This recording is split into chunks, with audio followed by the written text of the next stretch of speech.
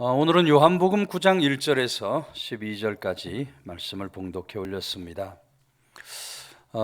원래 교회 정과에는 41절까지 다 읽는 것으로 그렇게 기록이 되어 있는데 12절까지 말씀을 봉독해 올렸고, 오늘 7절 말씀에 기록되고 있는 것처럼 보냄을 받았다. 보냄을 받은 자로서 우리가 이 고난 많은 세상, 우리 주님 사순절의 고난을 묵상하면서 이 고난의 자리에 어떤 마음가짐과 자세를 가지고 살아야 할까, 오늘도 주시는 말씀의 교훈을 듣게 되는데요. 2절 말씀 보면 제자들이 물어 이르되 랍비여, 이 사람이 맹인으로 난 것이 누구의 죄로 인함이니까? 자기니까 그의 부모이니까? 하고 묻는 장면의 말씀이 기록이 됩니다. 이 제자들, 사람이 겪게 되는 여러 가지 질병들은 자신의 죄 때문이나 이거나 혹은 조상들의 죄 때문에 생기는 것이다, 이렇게 생각을 한 거죠. 사실은 제자들뿐만 아니라 당시 시대 상황으로 가보면 일반적인 사람들이 그런 생각을 했어요. 어려움을 당하고 고난을 당하고 질병을 만나면 저 사람 무슨 죄를 지어서 저렇게 어려움을 당하나? 자기 죄 때문일까? 조상 죄 때문일까? 이런 것들이 당시에 유대교에 팽배해 있던 생각에, 십계명에서 하나님께서 말씀하신 그 말씀을 인용해서 자신의 죄나 조상들 죄 때문에 저렇게 됐지 하는 생각들을 했어요. 그래서 선한 사람 하나님 복을 받지만 악한 사람 하나님의 저주, 진노, 심판을 받아 불행한 삶을 살게 된다 하는 소위 말하는 응보 사상이 저들 가운데 깔려 있었던 겁니다. 그러니 이 사람이 나면서부터 눈이 멀게 된 것은 자신의 죄나 혹은 자기 부모가 저지른 그런 악행 때문에 저렇게 됐을 것이다. 이렇게 고정관념, 선입견을 가지고 맹인을 바라본 거죠. 우리나라의 동화 같은 이야기들을 보면 이런 응보 사상에 대한 이야기들이 많이 나와요. 선량한 혹부리 영감 부르는 노래를 듣고 감동한 도깨비들이 준 선물, 그렇게 도깨비한테 받았다 하니까 욕심이 난 이웃의 혹부리 영감이 똑같이 따라하다가 보물은커녕 혹까지 덤으로 얻었다고 하는 혹부리 영감 얘기. 우연히 빠뜨린 도끼를 건져준 산신령에게 정직하게 대한 나무꾼이 자기 도끼뿐 아니라 금도끼, 은도끼도 받았지만 욕심 때문에 일부러 빠뜨리고 거짓말한 이 나무꾼은 자신의 도끼마저 잃어버리게 되고 말았다는 금도끼, 은도끼 이야기. 부모 재산 다 차지하고도 동생 박대했던 영이 착한 동생이 얻은 보물마저 빼앗기는 벌을 받았다고 하는 그런 등등의 이야기들이 우리나라 과거에 우리 조상들이 가진 응보 사상을 잘 보여주는 이야기가 아닐 수 없어요. 착한 일 하면 복 받고 나쁜 일 하면 벌 받는다고 하는 응보 사상은 다 틀린 말도 아니고 또 다 맞는 말도 아니라고 할 수 있습니다. 물론 우리가 당하는 고난 중에 어떤 것들은 우리 죄 때문에 내가 하나님 앞에 바로 서지 못해서 매를 맞고 고난을 당하는 일도 있어요. 그러나 내게 당한 모든 고난이 다 내 죄 때문이라 이렇게 생각하는 것은 잘못된 생각이다. 잘못된 생각이다. 그래서 베드로 사도는 우리가 이 세상에서 고난을 받을 때에 세 가지 이유 때문에 고난을 받는다 그랬죠. 그 첫 번째가 죄 때문에 고난을 받을 수 있다. 우리 죄의 대가로 하나님이 때로는 징계를 하시고 채찍을 내리십니다. 두 번째는 애매하게 고난을 받을 수도 있다 그랬어요. 애매한 고난. 하필이면 옆집에서 불이 나가지고 우리 집까지 불이 나고 마는 거예요. 애매하게 고난을 받을지라도 참고 견디면 복되다. 세 번째는 하나님 영광을 위해서 고난을 받을 수도 있다. 우리 믿음의 사람들, 예수 그리스도의 자취를 따라갈 때 이 십자가의 길, 이 좁은 길을 가는 동안에 당하는 여러 가지 고난, 하나님 영광을 위하여 우리가 고난을 받을 수 있다 했어요. 내게 있는 이 모든 고난이 바로 죄 때문에 온 것이 아닌가, 이렇게 생각하는 것은 잘못된 고정관념이다. 욥기를 보면 욥과 세 친구들이 서로를 비난하고 끝없는 논쟁을 주고받으면서 설전을 벌이는 장면을 봅니다. 어떻게 보면 욥의 세 친구들, 욥에게 한 말들이 별로 틀린 말 같지가 않아요, 읽어보면. 그런데 욥의 세 친구들이 욥에게 한 말을 종합해 보면 거기 인과응보 사상이 깔려 있어요. 욥의 세 친구들은 욥이 당하는 그 고난, 욥이 다 죄를 졌기 때문에 당한다, 이렇게 생각을 했어요. 욥이 하나님 앞에 회개해야 하나님께서 다시 회복시켜 주시고 다시 그 복을 돌려주실 것이다, 계속해서 얘기를 해요. 그 욥의 세 친구들의 말은 다 틀린 말이죠. 틀린 말이에요. 욥의 경우는 죄 때문에 고난을 당한 것이 아니었습니다. 마귀 사탄이 욥을 한번 넘어뜨려 보려고 하나님 앞에 상소하여 욥에게 그런 고난을 가져다 준 거죠. 여러분, 오늘 성도는 고난을 받을 때 그것이 내 지은 죄 때문이 아닐까, 이런 생각에 빠져서 안 돼요. 그러기 쉽지만 절대로 그런 생각에 매여서 안 된다. 저희 사촌 형님의 형수께서 아주 교회를 열심히 잘 다니시는 권사님이신데요, 어느 날 만나 뵈니까 반가운 인사한 후에 교회 담임 목사님 얘기를 해요. 섬기는 담임 목사님이 얼마 전에 간암으로 하나님 나라 부름을 받았다, 이 말이에요. 그러면서 이 형수님 하는 얘기가, 아니 어떻게 목사님이 간암으로 세상을 떠날 수가 있지요? 하고 물어요. 무슨 죄를 많이 져서 간암 걸려서 돌아가신 것처럼 이야기를 해서 제가 형수님에게, 아닙니다 형수님, 아닙니다. 어느 목사님이나 그런 병에 걸려서 하나님 나라 부르심을 받을 수 있습니다. 간암에 걸릴 수도 있고 평생 담배를 안 펴도 폐암에 걸려 돌아가시는 목사님도 계시고 또 평생을 신장투석하면서 목회하시는 그런 목사님들도 있습니다. 목사라고 받는 고난이 다르지 않습니다 하고 설명을 해드렸던 기억이 있어요. 예전에 어느 목사님 따님이 결혼한 지 얼마 되지 않아서 남편이 심정지가 옵니다.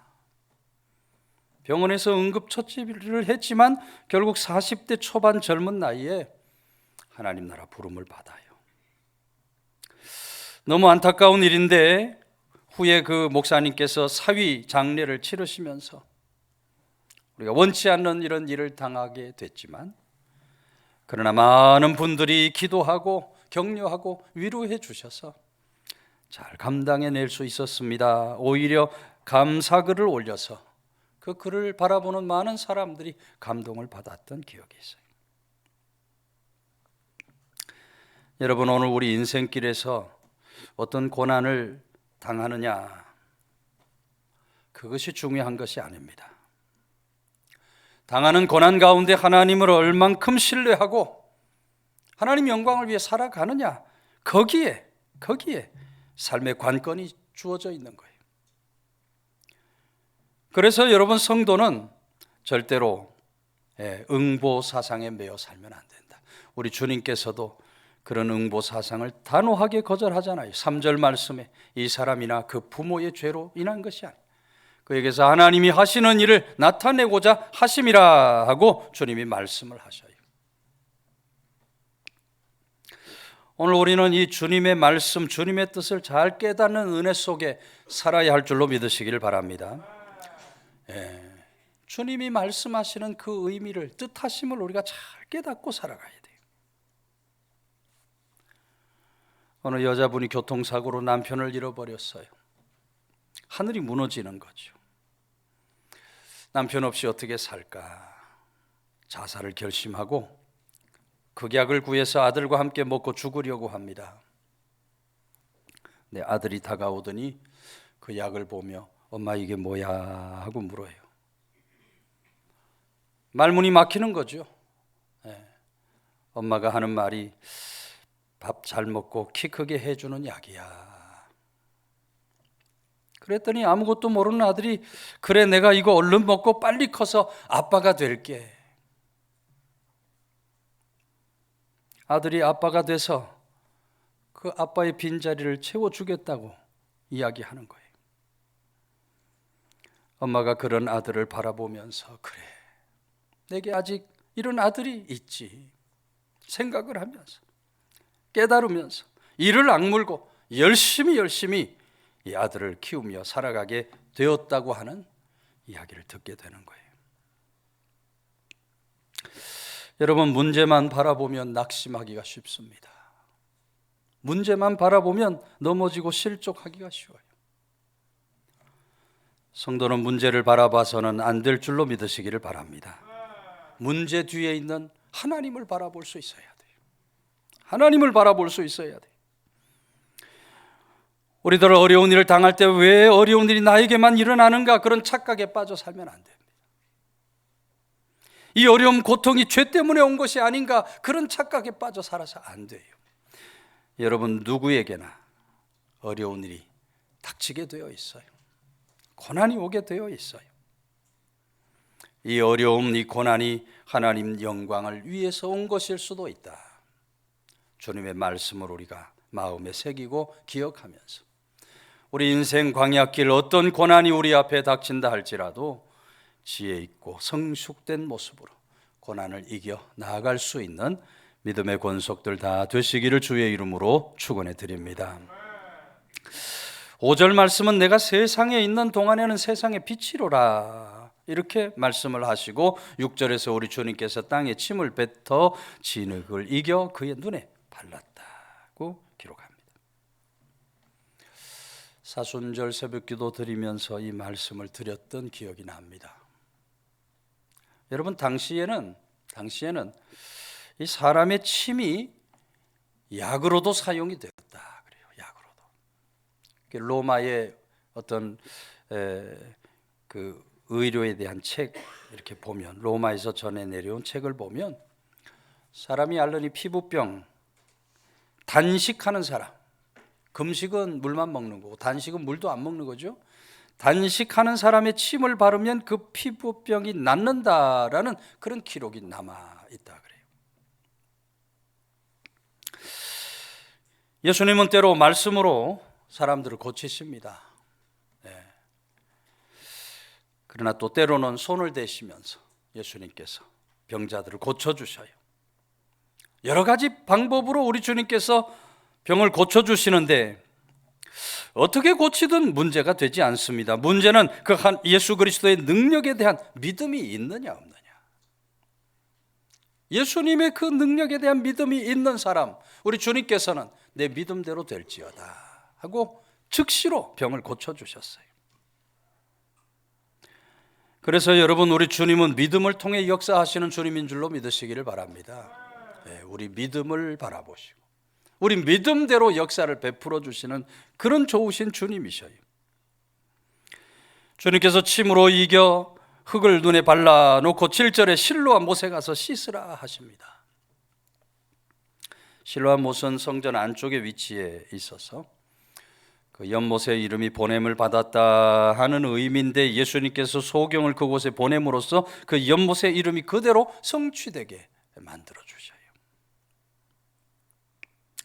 여러분 어떻게 이런 기적적인 치유의 역사, 나면서부터 보지 못했던 맹인 예수님으로 말미암아 치유되는 역사를 누릴 수 있었을까? 한마디로 말씀에 명령에 순종했기 때문인 줄로 믿으시기를 바랍니다. 주의 말씀 그대로 순종해서 가서 씻으라 하니 씻었고 씻었더니 광명천지를 보는 기적의 역사를 누렸다. 그래서 여러분, 오늘 우리들은 우리 주님의 말씀이 어디에 있든지 말씀 앞에 아멘 순종으로 살아야 할 줄로 믿으시기를 바랍니다.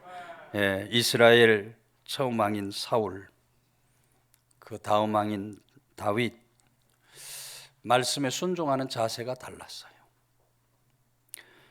사울은 왕이 된 후에 하나님께서 아말렉 전투에서 지금 가서 아말렉을 쳐서 그들의 모든 소유를 남기지 말고 진멸하되 남녀와 소아와 젖먹이는 아이와 우양과 낙타와 나귀를 죽이라 하고 말씀을 주셔요. 그런데 사울이 어떻게 합니까?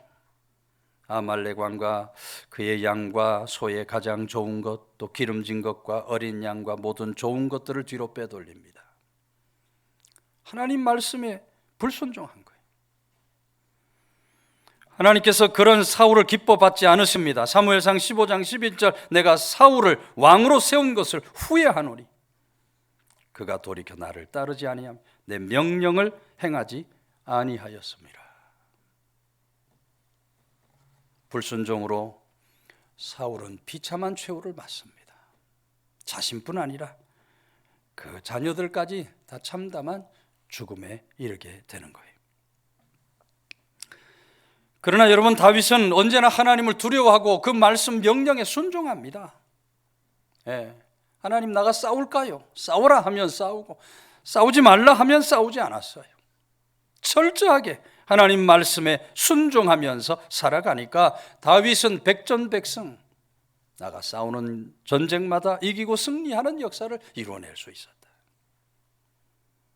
하나님 말씀에 절대 순종하는 것이 잘되고 복이 있는, 이기고 승리하는 길로 가는 길인 줄로 믿으시기를 바랍니다. 말씀에 순종해야 돼요. 어떤 지휘관이 어느 날 전투가 끝나고 난 후에 전투 상황에 대해서 장교들과 이야기를 했다 그래요. 지휘관이 어느 군인이 오늘 가장 탁월한 군인인지 한번 말해봐라 하니까 어떤 장교가 그날 용감하게 싸우다가 전사한 군인이야말로 탁월한 군인입니다. 어떤 장군은 아닙니다. 이 군인이 정말 탁월한 군인이고, 어떤 장교는 저 군인이 탁월한 군인입니다. 나름대로 의견을 다 내놓아요. 그때 지휘관 하는 말이, 아니다, 너희들 모두 다 틀렸다. 오늘 전투에서 가장 탁월한 군인은 적을 죽이려고 하는 순간 퇴각나팔 소리대로 후퇴한 군인이다. 칼 들어서 치면 죽일 수 있는데 퇴각나팔이 부니까 퇴각나팔 명령을 따라서 그대로 후퇴를 해버린 군인, 그 군인이 가장 탁월한 군인이라는 거예요. 전쟁에서 지휘관의 명령에 복종하는 것은 가장 귀한 일이 아닐 수 없어요. 여러분, 오늘 우리들도 우리 인생 지휘관 되시는 하나님 말씀 명령에 순종하며 살아야 할 줄로 믿으시기를 바랍니다. 순종하는 자에게 하나님이 역사를 주시고 이기고 승리하는 길을 주시고 오늘 같은 기적의 역사도 베풀어 주신다. 그래서 오늘도 우리 옆에 있는 분 한번 인사하겠습니다. 순종하며 살아갑시다. 순종하며 살아갑시다. 오늘 내게 하나님이 어떤 말씀을 주시는지, 우리 하나님 뜻이 어디에 있든지 그 말씀과 뜻하심 앞에 아멘 잘 순종하면서 이기고 승리하는 길을 걸어가는 성도들 다 되시기를 주의 이름으로 축원해 드립니다. 이어지는 후반부의 말씀은 예수님께서 안식일 날 때부터 맹인 고친 것이 예루살렘에 파다하게 소문이 납니다. 그런데 유대인들을 나면서부터 눈먼 자 고쳐주신 예수님을 칭찬하고 높여야 하는데 오히려 예수님께서 안식일에 해서 안 될 일을 했다. 안식일을 범했다고 예수를 흠잡고 예수님을 고소하려고 하는 겁니다. 나면서부터 앞을 못 보는 맹인, 예수님은 아무런 대가를 바라지 않고 고쳐주셨는데 칭찬은 하지 못할 망정 흠잡고 고소를 하려고 하니 이 얼마나 못된 인간들입니까? 저들이 8절 말씀 보니까 이는 앉아서 구걸하던 자가 아니냐. 어떤 사람은 9절에서 그 사람이라 하고, 또 어떤 사람은 아니다, 그와 비슷하다 하고. 여러분, 그때 이 맹인이 뭐라고 말합니까? 이 맹인이 9절 말씀 보니까 내가 바로 그다, 내가 바로 그다라고 담대하게 이야기를 합니다. 10절 11절 말씀 보면 그들이 묻되 그러면 내 눈이 어떻게 떠졌느냐. 대답하되 예수라 하는 그 사람 진흙을 이겨 내 눈에 바르고 나더러 실로암에 가서 씻으라 하기에 가서 씻었더니 보게 되었노라. 13절 이하의 말씀 보면 그렇게 치유받은 맹인이 바로 예수 그리스도로부터 이런 놀라운 기적, 이런 치유의 은혜를 받을 수 있었다라고 담대히 고백하고 증거하는 그런 말씀들이 쭉 기록이 됩니다. 그래서 여러분, 보냄을 받은 자는, 보내심을 받은 자는 우리 주님께서 베풀어 주신 그 은혜를 담대하게 증거하고 전파하며 살아가야 할 줄로 믿으시기를 바랍니다. 특별히 사순절의 절기, 우리 주님께서 우리들을 대신해서 십자가 달려 죽으심으로 우리들을 죄와 사망의 권세에서 건져 구원해 주셨다. 이 놀라운 은혜를 우리가 날마다 나아가서 오늘 맹인과 같이 증거하고 전파하는 그런 믿음의 삶을 반드시 살아갈 수 있어야 한다. 오래전에 프랑스와 영국이 전쟁을 했던 적이 있습니다. 그때 프랑스에서 청년들을 제비 뽑아서 징집을 했다 그래요. 그런데 그렇게 제비를 뽑아서 뽑힌 사람 가운데 누가 대신해서 지원해주면 징집이 면제되는 거예요. 어떤 청년이 제비를 뽑아서 뽑혔는데 징집관 앞에서 자신은 2년 전에 영국 포로가 되어서 사형을 당했습니다 하고 얘기하는 거예요. 이 징집관이 아니 너 여기 앞에 멀쩡히 살아있는데 무슨 소리를 하고 있냐 하니까 이 사람 하는 말이 자신이 2년 전에 징집이 되었는데 그때 자기 친한 친구가 자네는 이미 결혼했고 자식도 있고 부모도 모셔야 하는데 나는 독신이고 우리 집에는 다른 형제도 있으니 내가 너를 대신해서 군대에 가겠다고 대신 지원을 해줬다 이 말이에요.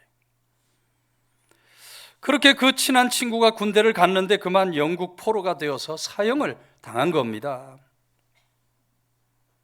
그 친구를 대신해서 죽음을 맞은 거예요.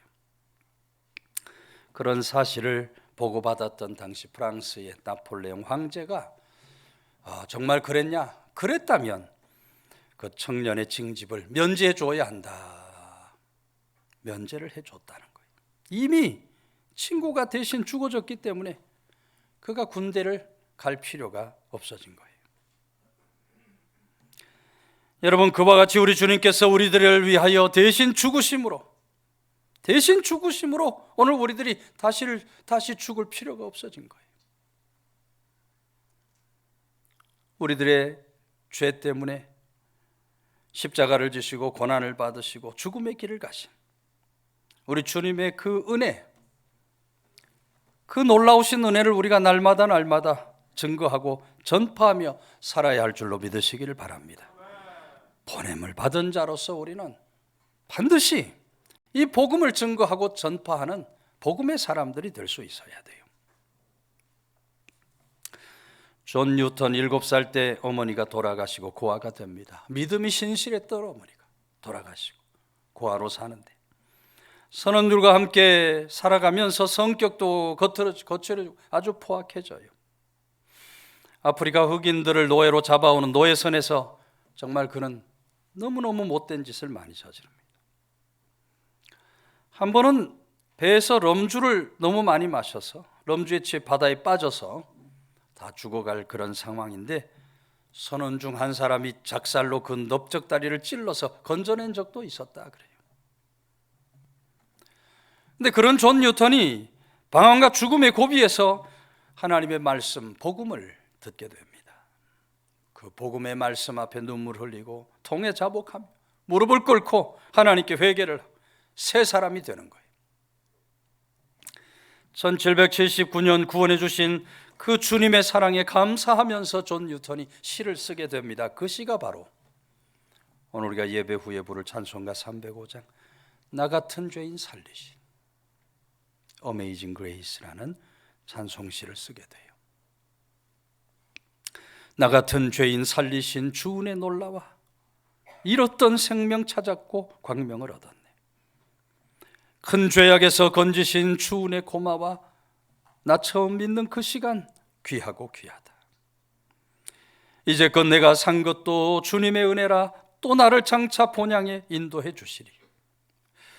거기서 우리 영혼이 주님의 은혜로 해처럼 밝게 살면서 주 찬양하리라 찬송시를 쓰게 돼요. 존 뉴턴이 나이가 많아서 기력이 점점 쇠퇴해 갑니다. 설교를 하고도 무슨 설교를 했는지 기억을 못하고, 전도를 하면서도 방금 무슨 말로 전도를 했는지 기억을 못할 지경이 되는 거예요. 그때마다 존 뉴턴이 이런 얘기를 했어요. 내가 다 잊어버린다 할지라도 결코 잊어버릴 수 없는 두 가지가 있다. 하나는 내가 아주 몹쓸 죄인이었다는 것과, 다른 하나는 그럼에도 불구하고 하나님께서 나를 불쌍히 여겨 구원해 주셨다는 것이다. 이 두 가지 사실을 분명히 기억하기 때문에 나는 내 목숨을 다하는 그 시간까지 복음을 전할 수밖에 없다. 그 주님의 은혜를 마지막 순간까지, 목숨이 끊어지는 그 순간까지 기억력이 사라지면서도 그는 끝까지 복음을 전하는 거예요. 존 뉴턴의 묘비에 이렇게 기록이 됩니다. 한때 이교도였으나 탕자였고 아프리카 노예상이었던 존 뉴턴은 우리 주 예수 그리스도의 풍성하신 긍휼로 말미암아 용서받고 크게 변화되어 마침내 성직자가 되었으며, 자신이 그토록 오랫동안 부인했던 바로 그 믿음을 전파하며 버킹엄에서 16년간, 올리교회에서 27년간 봉사하였다고 적혀 있어요. 여러분, 우리 주님 십자가 안에 은혜가 있고 능력이 있는 줄로 믿으시기를 바랍니다. 오늘 사순절의 절기를 지나면서 오늘 우리들의 모든 죄와 사망의 권세를 끊어내기 위해서 대신 십자가를 지시고 구속의 길을 가신 우리 주님, 주님의 은혜에 우리가 감사 찬송하면서 그 은혜를 또한 널리 증거하고 전파하는 보냄받은 자의 삶을 살아가는 성도들 다 되시기를 주의 이름으로 축원해 드립니다.